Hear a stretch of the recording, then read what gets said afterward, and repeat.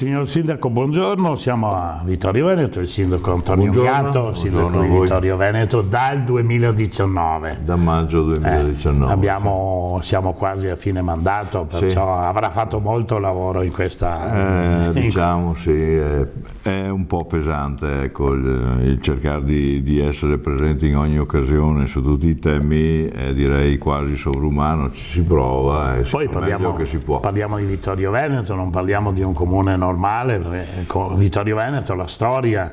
Vittorio Veneto ha le sue peculiarità. Vittorio Veneto è un comune un po' difficile perché per tanti motivi è un comune estremamente esteso, quindi più territorio hai, certo, più costi hai, più problemi hai. Noi abbiamo un territorio che si estende su più di 80 km quadrati, è il comune più grande della provincia. Si va dalla montagna alla collina franosa, alla pianura, franosa, sì, fra l'altro, con la zona industriale più grande della provincia, che condividiamo in piccola parte, c'è anche Conegliano nella stessa area. Per fortuna sta andando anche molto bene come zona industriale. Noi stiamo cercando anche di interloquire in modo organico come novità. È un polo importante la zona industriale. È estremamente importante, con tantissima tecnologia. E si possono fare degli esempi molto, molto significativi, ecco, delle tecnologie che vi vengono usate.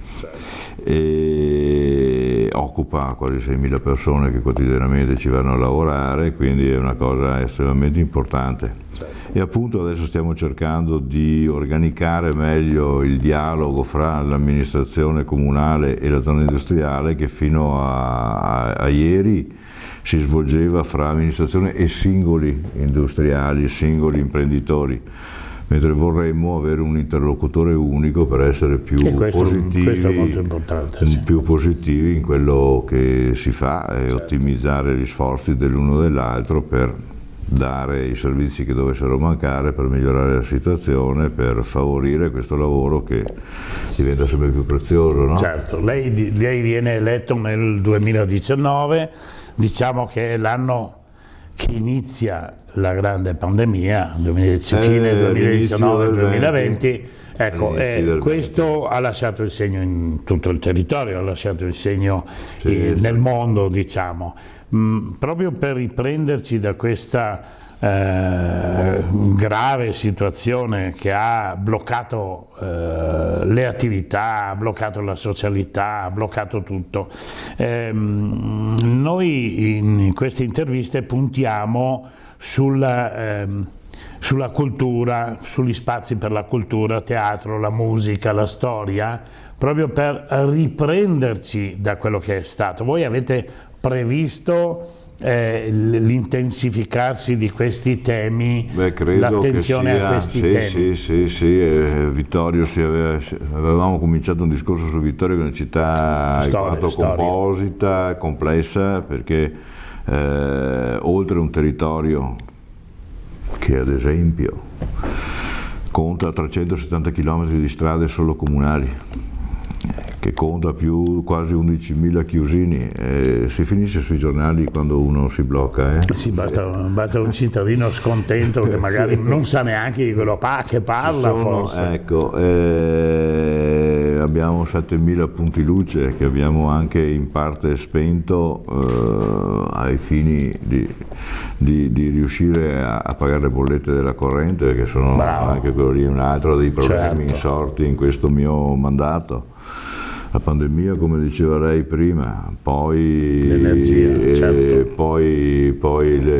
quindi i problemi anche connessi col personale, l'operatività degli uffici, e poi la guerra, i costi dei materiali, l'intervento di questi grossi finanziamenti volti ad aiutare, ma effettivamente stanno uccidendo le amministrazioni, con bandi che faticosamente si propongono, che vanno anche deserti.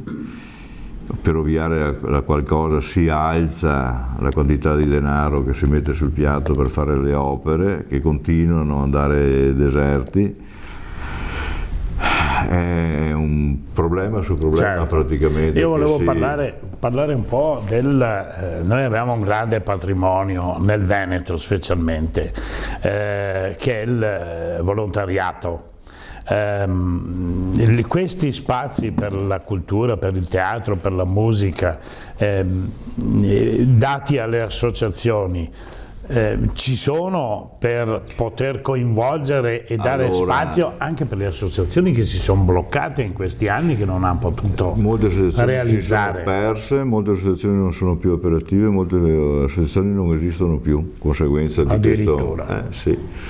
Vittorio Veneto ha quasi 180 associazioni, molte, quasi una settantina di sportive, una cinquantina di culturali, poi ci sono con risvolti sociali, nella socialità, eccetera, e quindi è un comune che dà molto da fare anche nel cercare di essere di supporto appunto a queste associazioni.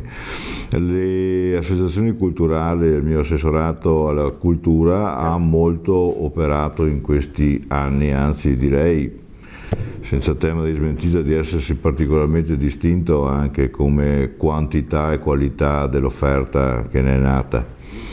In questo mio mandato abbiamo riaperto lo storico concorso di violino, l'abbiamo fatto rinascere, che era stato tolto dalla programmazione vittoriese e con gran soddisfazione, diciamo, e reso internazionale, per cui vi partecipano i migliori violini di giovani che... E quando avviene questo? Quest'anno lo faremo a ottobre.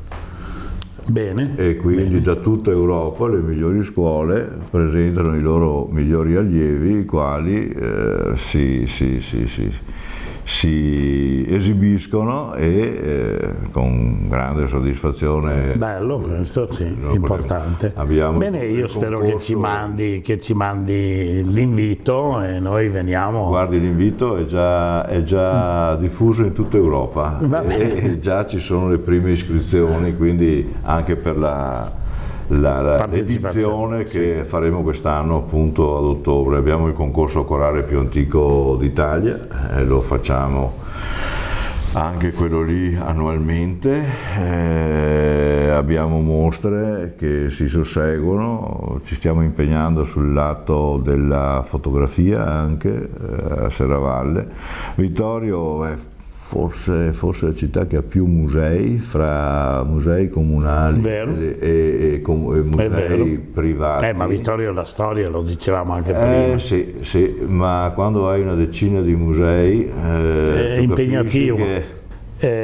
Dopo quello che abbiamo detto sulla pandemia, la guerra, le bollette, per il sociale avete dovuto intervenire in maniera corposa anche voi. Sì, perché tendiamo a dimenticare, ma nelle prime fasi della malattia, quando i poveri nonni morivano da soli in casa di ricovero, ricordiamoci, non dimentichiamo quei brutti momenti là, a fronte di una malattia di cui non si conoscevano la reale pericolosità e l'evoluzione, soprattutto la prudenza. E dove ognuno diceva di tutto e di più anche senza conoscenza. Anche perché voi giornalisti ci smanazzate dentro su questi argomenti pur di fare audience. Signor Sindaco, io in quel periodo lì non potevo dire niente perché ho fatto 2 mesi anch'io qua. Anche lei? Sì. So cosa vuol dire. E appunto in quelle situazioni di incertezza là non è stato facile governare la situazione, se ben ricorda, eravamo tutti chiusi in casa. Certo. Noi eravamo impegnati a consegnare pasti, a consegnare borse della spesa, a investire i soldi anche abbastanza che sono arrivati da Roma proprio per queste finalità. Però credo che tutti i comuni, Vittorio compreso, abbiamo dovuto spendere anche i nostri, perché non erano certamente sufficienti quelli che arrivavano da Roma. Ci siamo impegnati a fondo, è stato anche un periodo di soddisfazione, se non altro perché le risposte da parte dei nostri uffici, da parte del volontariato è sempre stata generosa, e quindi pur nelle difficoltà ci si muoveva sapendo di essere appoggiati da tanti. e quindi è stata anche una soddisfazione di poter operare nonostante tutte le difficoltà. Vittorio Veneto invece è uno dei pochi comuni ancora privi del PAT, però l'abbiamo completato, presentato in Regione e siamo in trepida attesa di avere il parere del Genio Civile, e che questo ci permetterà di portare in adozione il PAT, un mese di osservazioni e passare all'approvazione, in modo tale da metterci in corsa alla pari. Proprio nel PAT vengono ricomprese tutti i vincoli e tutti i rischi e tutte le attenzioni che il territorio merita e che il territorio si attende, e quindi potremo partire con un nuovo PRG che si chiamerà PI, che nel momento della transizione corrisponde al PRG già vigente, che è già abbastanza buono. Non si prevede un grosso sviluppo in termini di possibilità edificatorie su terreni oggi non edificati, e che sono i primi passi verso quello che si dice essere la zero occupazione di nuove superfici. Avremo un'attenzione particolare per la zona industriale, perché come dicevo prima è satura. Ormai chi vuole ampliarsi in zona industriale non ha più superfici sufficienti per poterlo fare. Sviluppo in zona industriale vuol dire sviluppo del lavoro, aumento di posti di lavoro, e quindi la nostra attenzione è anche rivolta con particolare siamo particolarmente attenti, ecco, a questo capitolo. Il resto della città, naturalmente, Vittorio Veneto ha anche una storia non soltanto che affonda le sue radici nel tempo, per cui è anche ricca di storia nel suo costrutto, ma ha avuto una storia industriale non indifferente, che comprendeva grandi spazi all'interno della città.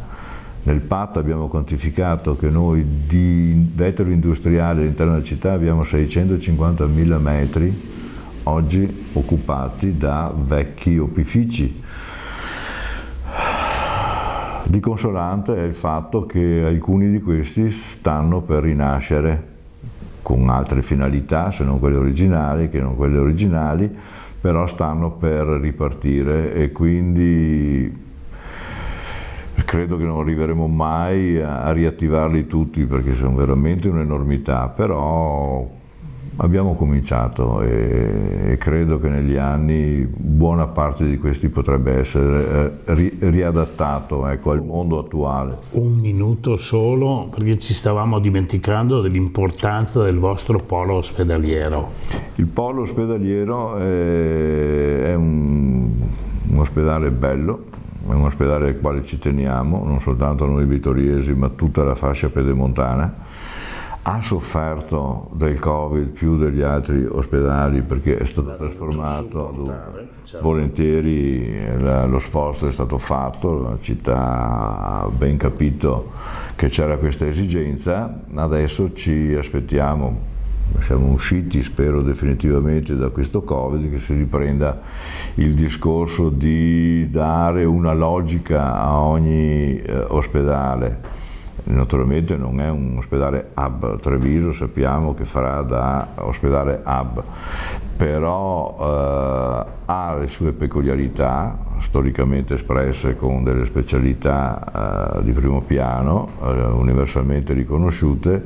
È stato oggetto di interventi da parte della nostra ASL, la quale l'ha messo in sicurezza sismica, un lavoro che deve perfezionarsi, ma è già diciamo l'obiettivo è stato raggiunto, deve anche però perfezionarsi. È nelle intenzioni della direzione dell'ULSS di completare questo intervento strutturale.